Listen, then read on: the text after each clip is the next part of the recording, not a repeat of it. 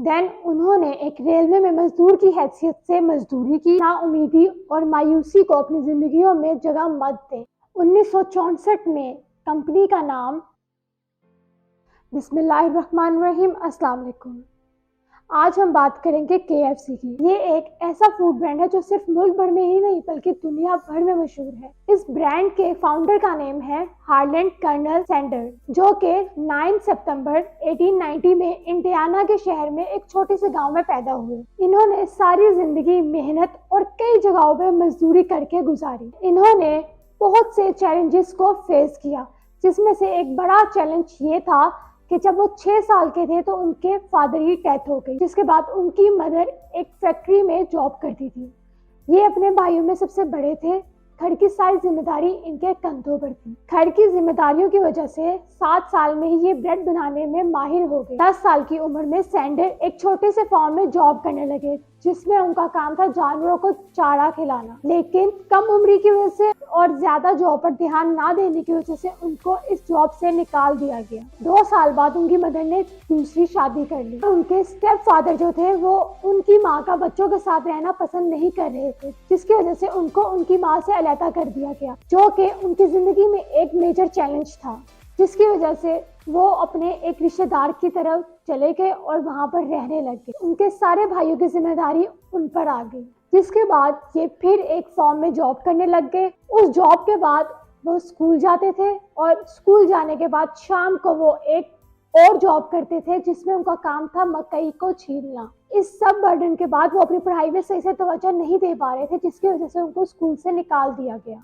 कई साल तक उन्होंने इस फॉर्म में जॉब की, लेकिन खर्चा ना पूरा होने की वजह से उन्होंने US आर्मी में जाने का फैसला किया। वो सिर्फ 16 साल के थे। उन्होंने US आर्मी में जाने के लिए अपनी उम्र को बढ़ा के कागजात में लिखा और वो एक सोल्जर की पोस्ट पर भर्ती हो गए।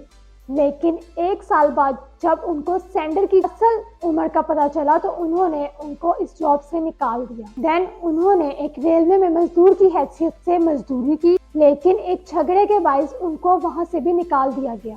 ऐसी कई जॉब्स उन्होंने की, कहीं पर उनको निकाल दिया जाता था और कई जॉब वो खुद छोड़ देते थे। देन उन्होंने लॉ पढ़ने का फैसला किया। उन्होंने एक झगड़े के बायस अपना कानूनी करियर भी बर्बाद कर दिया। फिर उन्होंने एक इंश्योरेंस कंपनी में जॉब स्टार्ट की, लेकिन वहां पर भी उनको किसी इल्जाम में बरतरफ कर दिया गया।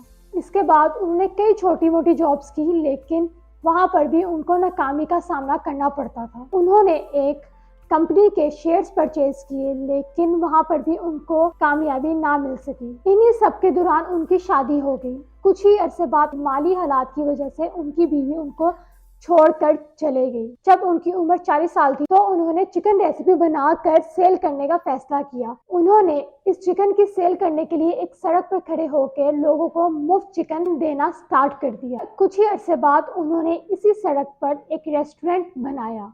1935 में वहां से एक गवर्नर गुजरे। उन्होंने उस रेस्टोरेंट में नाश्ता किया। उनको सैंडर की ये रेसिपी बहुत पसंद आई। रेस्टोरेंट की मकबूलियत बढ़ने लगी और लोग इनको पसंद करने लगे, लोग इनको जानने लगे। लेकिन 4 साल बाद एक झगड़े की वजह से उनका रेस्टोरेंट बंद करवा दिया गया। उन्होंने ये रेस्टोरेंट दोबारा खोला, लेकिन एक आलमी जंग की वजह से इनका रेस्टोरेंट बंद हो गया। इन्हीं सब कोशिशों के बाद सैंडर की उम्र 60 साल हो गई थी।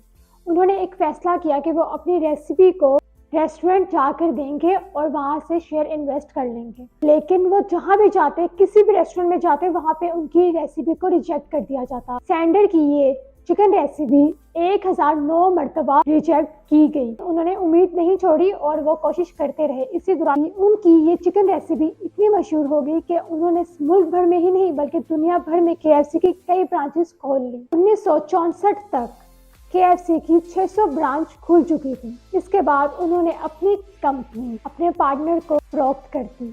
1964 में कंपनी का नाम स्टॉक मार्केट में गूंजने लगा। टाइम के साथ साथ KFC एक ब्रांड बन गया और 3500 ब्रांचेस इसकी खोल दी गई। जिसके बाद 1971 में एक हेयर व्यू इंडस्ट्री ने इस कंपनी को $285 मिलियन में खरीद लिया। 1986 में एक कोल्ड ड्रिंक कंपनी ने इसको $840 मिलियन में एक भारी कीमत में खरीद लिया। लेकिन आज भी ये रेसिपी, आज भी ये ब्रांड सिर्फ सैंडर की तस्वीर से ही पहचाना जाता है। और आज सिर्फ एक दिन में KFC 85 लाख लोगों को सर्व करता है।